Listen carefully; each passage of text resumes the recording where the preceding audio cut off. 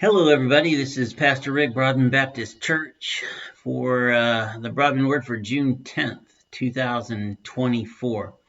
And I hope you're having a marvelous day in the Lord. And today's Broadman Word is going to be titled, Who is the Holy Spirit? I'm sure you've pondered at some point the triune God, Father, Son, Holy Spirit, and have wondered about the connection or what is the Holy Spirit, or how does this all work? It's kind of important for us to understand because the Holy Spirit is God and has been around forever. In the beginning, in Genesis, we know that, the earth was just being formed and the Holy Spirit was over its waters. So while the earth was formless and void, uh, it doesn't say the Holy Spirit, it says the Spirit of God, which we know to be the Holy Spirit, is moving over the source of the water. So um, the Holy Spirit's been around every bit as long as God has. The Holy Spirit is God, the Spirit of God, and we shouldn't try to separate those things. They are together.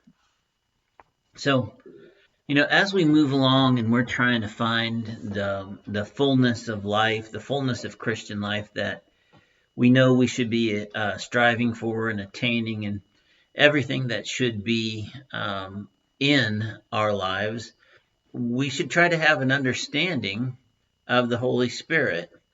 Uh, the Holy Spirit, like I just said, is God. He's not inferior to God. Not inferior to Jesus Christ. He's equal to the Father and the Son. And so that is what is taught in the Bible. That example that I gave you about the earth being formless and void and the Spirit of God over its waters is from Genesis 1-2, very beginning of the Bible.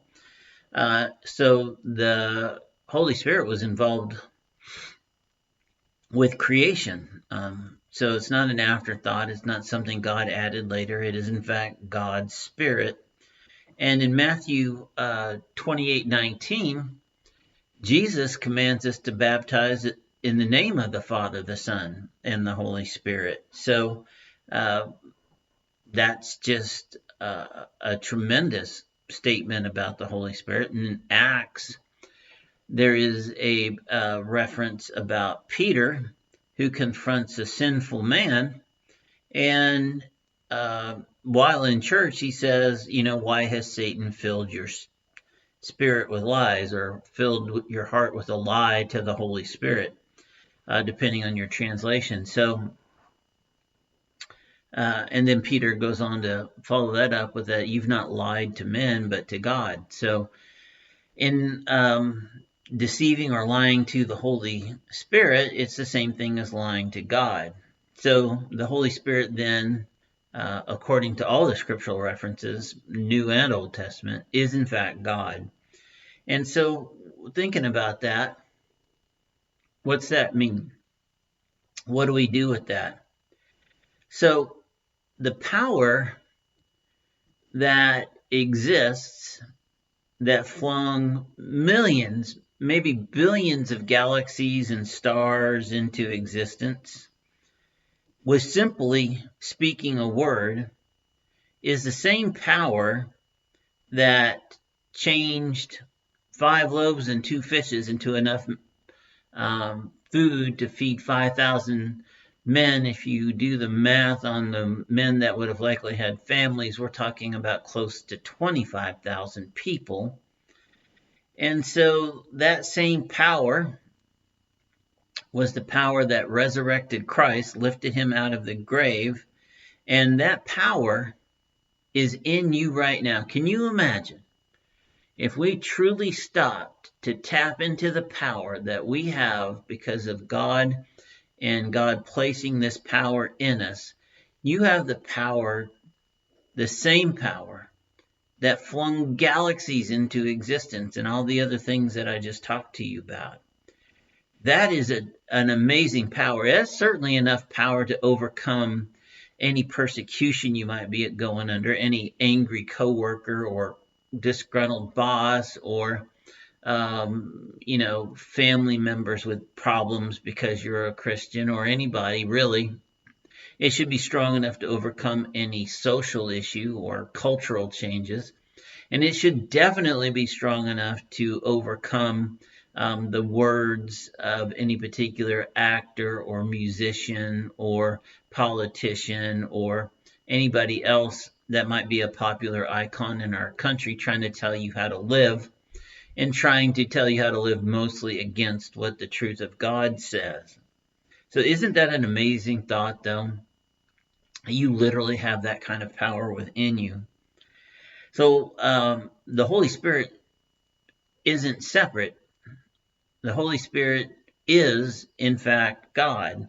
And He's also a person. If you think about it, what distinguishes you from inanimate objects? What distinguishes you from anything that you use, or any tool, or any interactions you have with things that aren't living, breathing things? Well, uh, because you're a person, you have the ability to think.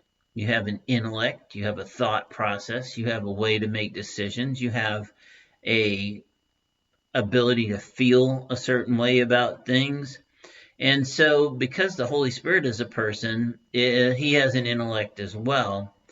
And since he is able to think, he can comprehend God because he is God, the Spirit of God.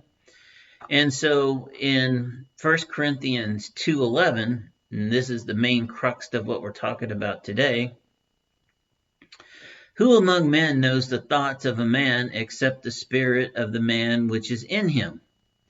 Even so, the thoughts of God no one knows except the Spirit of God.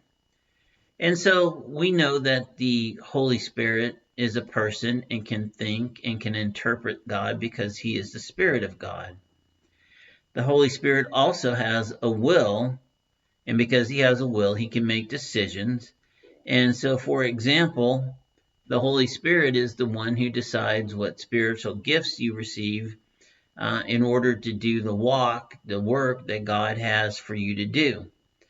So one and the same Spirit works all these things, and he distributes these gifts at will as he sees fit, because he has an intellect, because he's a person. And the Holy Spirit has emotions. When we are not on our walk, when we have strayed or become distracted, or perhaps fallen off our walk altogether, the Holy Spirit grieves. And so we then bring grief to God when we step aside of our walk and do things that we shouldn't do. So listen, today's Broadman word was paraphrased, and maybe not so much of a paraphrase, some quoting of a work by Dr. Robert Jeffries from a book that he wrote. An excerpt of that book is found in Pathway to Victory, a daily devotional by Dr. Jeffries. So much of these ideas and some quoting of that work is where we got the Broadman word for today.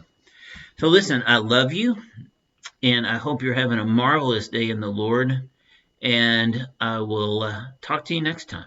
Bye-bye.